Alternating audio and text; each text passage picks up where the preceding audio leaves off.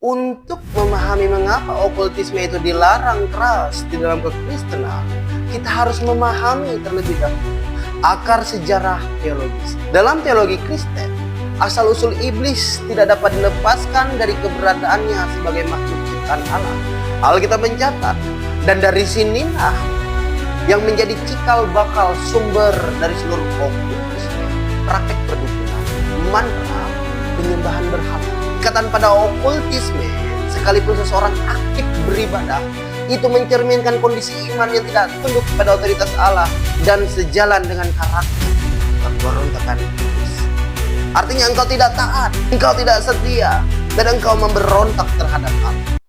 Yang kutawarkan bukanlah agama, tetapi pengenalan akan Tuhan dan penghayatan akan firman. Selamat datang dalam 3 menit untuk sehari. Luangkan waktumu untuk merenungkan apa yang disampaikan, maka firman Tuhan akan tumbuh dari dalam hatimu. Shalom, saudara yang dikasihi oleh Tuhan kita Yesus Kristus. Kembali bersama saya, Raimundo Araiko, dalam program 3 menit untuk sehari. Jadi hari ini kita akan mengupas dan sama-sama belajar secara mendalam tentang okultisme dan asal-usul kuasa supernatural selain Allah. Jadi, mengapa topik ini penting?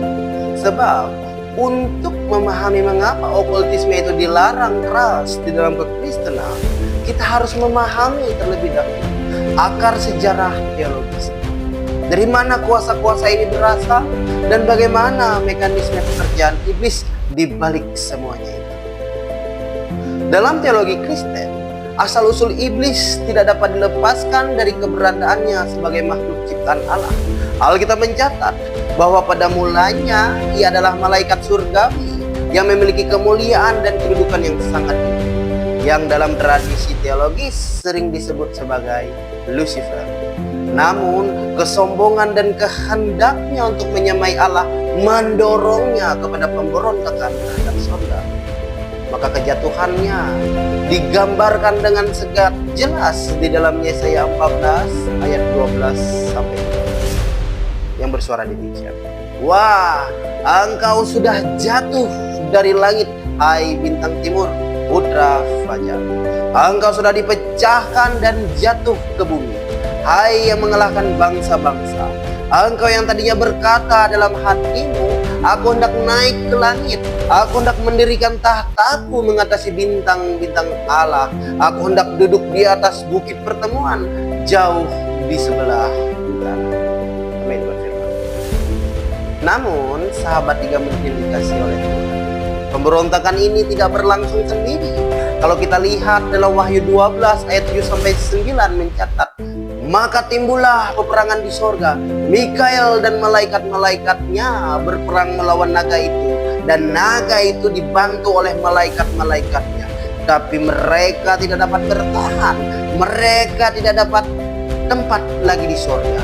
Dan naga besar itu, si ular tua yang disebut iblis atau Satan, yang menyesatkan seluruh dunia, dilemparkan ke bawah.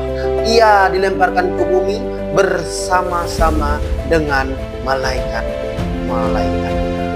Maka saudara yang dikasih di dalam Tuhan, sejak saat itulah Lucifer dan para malaikat pengikutnya yang dikenal dengan iblis dan Satan dan roh-roh jahat, keberadaannya ditemukan di dunia.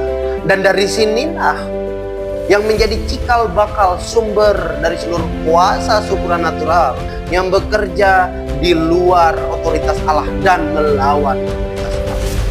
Saya pernah bicara di seri sebelumnya bahwa di dunia ini hanya ada 2 sumber kuasa supranatural, yaitu dari pihak Allah dan dari pihak iblis dan roh jahat. Tidak ada jalur tengah, hanya ada 2 kuasa.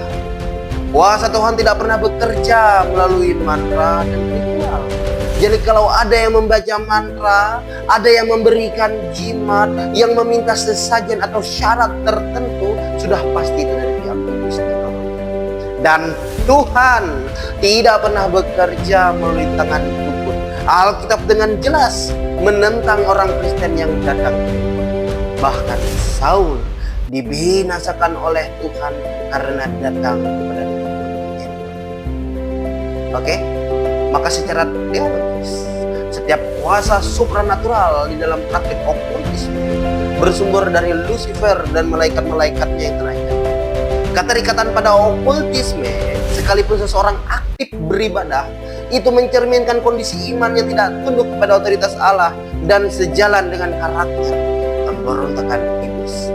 Artinya engkau tidak taat, engkau tidak setia, dan engkau memberontak terhadap Allah. Karena itu saya berkali-kali menekankan bahwa orang Kristen tidak boleh menggunakan mantra, tidak boleh pakai jimat, tidak boleh datang ke dukun. Engkau harus hidup murni di hadapan Allah. Kemudian selanjutnya, setelah kejatuhan itu, Allah menciptakan manusia menurut gambar dan rupanya sendiri, sebagaimana tertulis dalam Kejadian 1 ayat 26. Anda bisa baca sendiri di sana. Nah, manusia sebagai ciptaan yang mulia menggantikan posisi Lucifer untuk hidup dalam relasi dan penyembahan terhadap Allah. Maka penciptaan manusia ini menyingkapkan kecemburuan dan rasa sakit hati iblis. Dan iblis berusaha merusak segala hal baik yang telah Allah rancangkan melalui seperti yang kita tahu, menyesatkan agama. Maka seperti yang kita tahu, relasi manusia dan Allah menjadi rusak. Maka setelah rusaknya relasi itu, manusia mulai mengalami penderitaan dan beban kehidupan sebagai konsekuensi dari dosa. Namun bagi iblis, merusak saja tidak cukup. Tujuan utamanya adalah membuat manusia melupakan Allah dan menjadikan dirinya sebagai pusat penyembahan. Maka di tengah penderitaan manusia, iblis hadir menawarkan pertolongan-pertolongan dengan kuasa dan solusi instan yang tampak menjanjikan. Namun dengan syarat manusia harus tunduk kepadanya. Maka ketika kita mengadakan ritual, sesajen, atau syarat-syarat tertentu, ada ketundukan terhadap hal-hal itu. Nah, dari sinilah menjadi cikal bakal okultisme, praktek perdukunan, mantra, penyembahan berhala.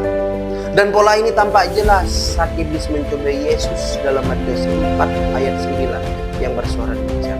Semua itu akan kuberikan kepadamu jika engkau sujud menyembah aku.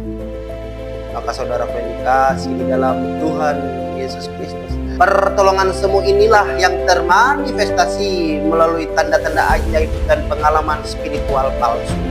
Iblis bahkan membangun sistem religius alternatif yang oleh Alkitab disebut sebagai penyembahan berhala. Firman Tuhan memperingatkan dalam Ulangan 32 ayat 17 yang bersuara demikian. Mereka mempersembahkan korban kepada roh-roh jahat yang bukan Allah, kepada Allah yang tidak mereka kenal, Allah baru yang belum lama timbul, yang kepadanya nenek moyang. Dengan demikian, saudaraku, okultisme dipahami sebagai sarana strategi iblis untuk menyesatkan manusia, mengalihkan penyembahan dari Allah, dan menempatkan kuasa gelap sebagai objek kepercayaan dalam diri manusia. Manusia berhenti mempercayai Allah dan lebih mempercayai kuasa supranatural yang tidak bersumber kepada Allah. Manusia terhenti untuk berharap kepada Allah, tapi lebih berharap kepada kuasa mantra, kuasa gaib, dan pengalaman spiritual semu yang diciptakan oleh kuasa kegelapan. Pada intinya hanya satu, iblis hadir untuk menjadi Tuhan bagi manusia di bumi. Ketika iblis jatuh dan dibuang ke bumi, tidak serta-merta menghilangkan keinginannya untuk menjadi Tuhan. Ketika dia gagal menjadi Tuhan di sorga, dia dibuang ke bumi, maka dia ingin menjadi Tuhan atas manusia, yang kemudian ingin membawa manusia bersama-sama dengan dia jatuh dalam kebinasaan dan neraka. Neraka tidak diciptakan untuk manusia, neraka diciptakan untuk iblis. Namun iblis ingin berusaha membawa manusia, mencengkram manusia menjadi pengikutnya, agar bersama dia sama-sama masuk ke dalam api kekekalan. Saudaraku yang dikasihi Tuhan Yesus Kristus, dari pemahaman ini kita belajar satu fakta mendasar. Tidak ada kuasa yang netral di dunia ini. Kuasa supernatural yang tidak bersumber dari Roh Kudus adalah kuasa yang lahir dari akar pemberontakan Lucifer terhadap Allah. Okultisme bukan sekedar tradisi atau alat bantu atau kepercayaan alternatif, melainkan jebakan strategi agar manusia mengalihkan ketergantungannya dari Sang Pencipta kepada kuasa kegelapan. Jadi sahabat 3 menit, mari kita bangun iman yang murni, yang tunduk sepenuhnya hanya kepada otoritas tunggal Allah di dalam Yesus Kristus. Saya Raymondo Araiko. Pahamilah kebenaran dan biarlah kebenaran itu memerdekakan hidupmu. Tuhan Yesus memberkati. Haleluya. Amin.